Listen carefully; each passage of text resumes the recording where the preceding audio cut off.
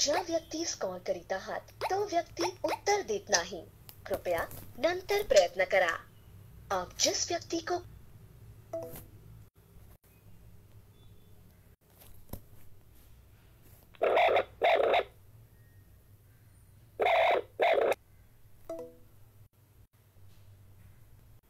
Now, please try later.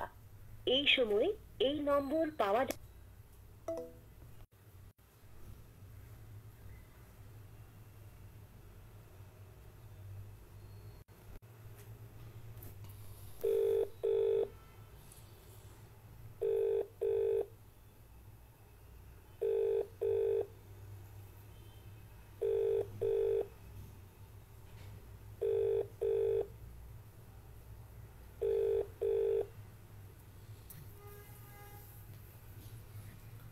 Hello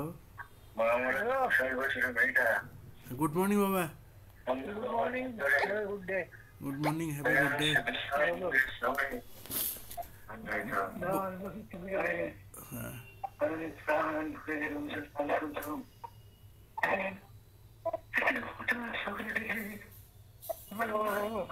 টিভিতে কি হচ্ছে? বলো টিভিতে শুনতে পাচ্ছি না, টিভির জন্য.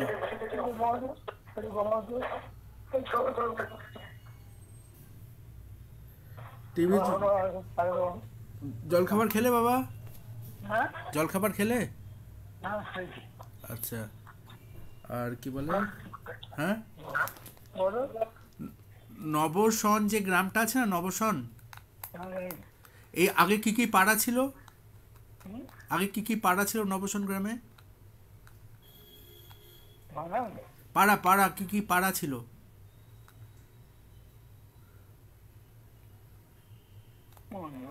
তাঁতিপাড়া ছিল, তাতে বলেছে কুমোরপাড়া ছিল, হ্যাঁ গড়ে পাওয়া ছিল, হ্যাঁ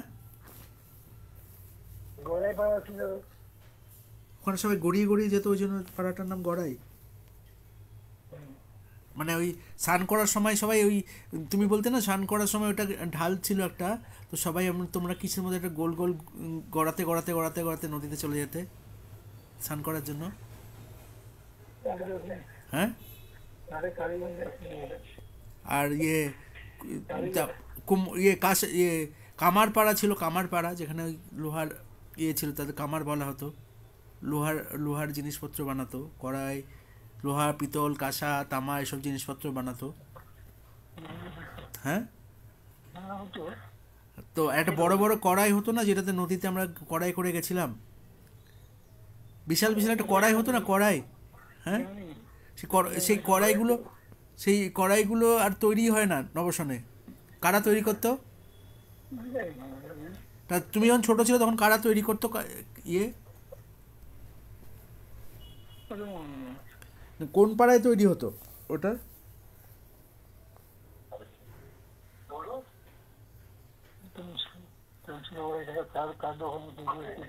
হ্যাঁ, ও, আর তোমার আর কি পাড়া ছিল? আর ওখানে তোমার বাদ্যকর পাড়া আছে এখনো, ওখানে বাদ্যযন্ত্র তৈরি হতো, ওই বিভাসরা আছে, বিভাস বাদ্যকর, রমেশ বাদ্যকর, তারপরে সমর বাদ্যকর, এরা বাদ্যযন্ত্র এখনও তো বানায়, ঢাক বানায়, ঢোল বানায়, তো ওরা বাদ্যযন্ত্র প্রস্তুত করতো। আর আমাদের এই পাড়াটাতে ক্যালেন্ডার ছাপা হতো, ওই খয়ের আছে না, খয়ের গাছের শোল, মানে গুড়িটাকে খয়ের গাছের শোল বলতো, ওই জায়গাটার নাম হচ্ছে খয়রার শোল। তো খয়ের গাছের রঙটাকে, খয়ের রঙটা তো আর গাছ ওঠে না, তো খয়ের রং দিয়ে তোমার বিভিন্ন ক্যালেন্ডার, স্বরলিপি, বিভিন্ন ছাপা হতো, নতুন সাল, প্রতি বছর নতুন সালের ক্যালেন্ডার, কবে অমাবস্যা, কবে পূর্ণিমা, কবে জোয়ার, কবে ভাটা, কখন কখন আসবে, এগুলো সব নবসন থেকে ছাপা হতো 1430 বছর আগে থেকে, বুঝলে? এই জন্য গ্রামটার নাম হচ্ছে নবসন। আর আমার জন্ম তারিখ তো 11th নভেম্বর, 16th নভেম্বর আমার জন্ম তারিখ হচ্ছে 16 নভেম্বর 1973। ওটাকে তুমি যদি উল্টো করে লেখো তাহলে 73, 11 আর 16 হওয়ার কথা ছিল নবসন গ্রামের পিনকোড নাম্বার, পোস্টাল আইডেন্টিফায়ার।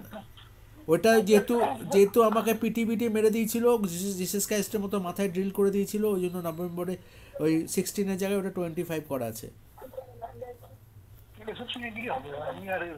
না শোনো, অমরত্বের কনসেপ্ট তুমি যখন ছোট ছিল তখন ঋষিমুনিরা আসতো না নবসন গ্রামের নদীতে, হ্যাঁ আসতো, তারা উড়ে চলে যেতে পারতো নিজেরা, নিজেদের ইচ্ছায় উড়ে চলে যেতে পারতো।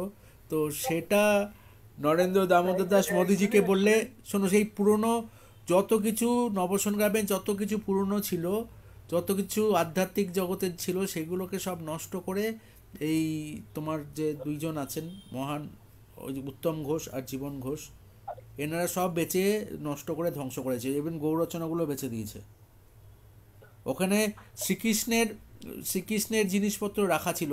যখন আক্রমণ হয়েছিল ভারতবর্ষে 1000 বছর আগে থেকে, তখন শ্রীকৃষ্ণের সব কিছু নষ্ট করে দেওয়ার জন্য চেষ্টা করেছিল।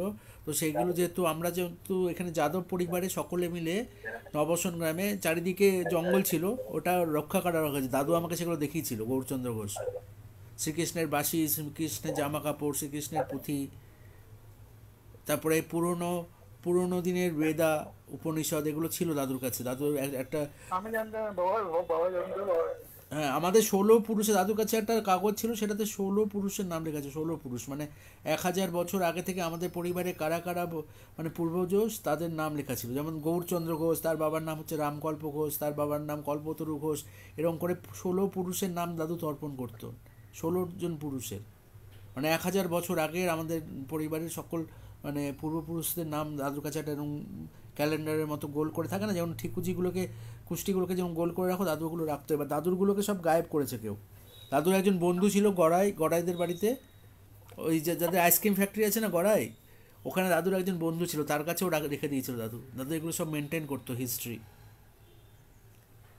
দাদু লকারে রেখেছিল কোথাও, সেটা কোনো লকার বানিয়ে সেখানে রেখেছিল কোর্টে। এইগুলো সব জিনিসগুলো, সেইগুলো জীবনটা সব নষ্ট করেছে। আমি দেশের নাম ভারতবর্ষ এটা রেজিস্টার করেছি, দেশের নাম ভারতবর্ষ ছিল তো।